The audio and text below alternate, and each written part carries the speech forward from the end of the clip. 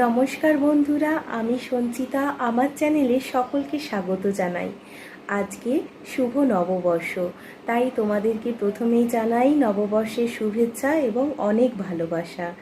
আজকে নববর্ষ উপলক্ষে আমাদের বাড়িতে কি কি রান্না হলো সেটাই তোমাদের সাথে শেয়ার করব।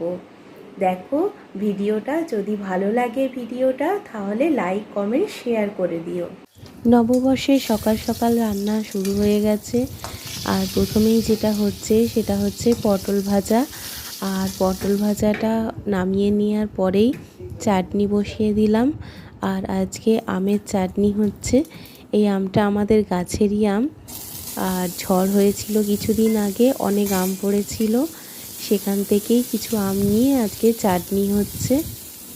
চাটনি আর হচ্ছে আজকে হবে লাউয়ের তরকারি আর মাংস হবে, আর আমার ছেলের জন্য চিকেন স্টু হবে। এই গরমে বেশি কিছু রান্না হবে না, যতটা করা যায় ততটাই হচ্ছে। নববর্ষের জন্য স্পেশাল তো চিকেন হচ্ছেই।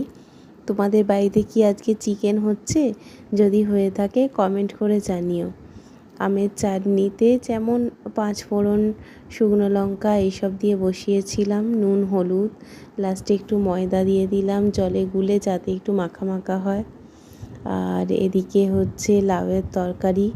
দেখতে পাচ্ছ খুব কম তেলে করছি, কারণ নববর্ষে ঠিক করে রেখেছি যে প্রত্যেকটা রান্না যেন কম তেলে করা যায়।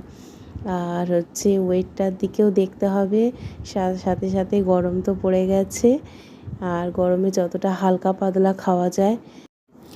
আমগুলো তো সেদ্ধ হয়ে গেছে, এবার চিনিটা দিয়ে দিলাম, আর দিয়ে দিলাম 1 চামচ ময়দা জলে গুলে দিয়ে দিলাম, তাহলে এটা আঠা আঠা হবে আমের চাটনিটা। আর চিংড়ি মাছ ভেজে নিচ্ছি লাউ চিংড়ির জন্য। আগেই চিংড়ি মাছটা ভেজে বসানো যায়, কিন্তু চিংড়ি মাছটা বাবা লাস্টে নিয়ে এসছে, এই জন্যই চিংড়ি মাছটা পরে ভেজে ওতে অ্যাড করা হচ্ছে। এদিকে আমার ছেলের জন্য চিকেন স্টু বসিয়ে দিয়েছি। এর আগেও অনেকবার দিয়েছি চিকেন স্টুয়ের রেসিপি, ওই জন্য আর বললাম না। আর এদিকে হচ্ছে আমাদের আজকে চিকেন। টাটা বন্ধুরা।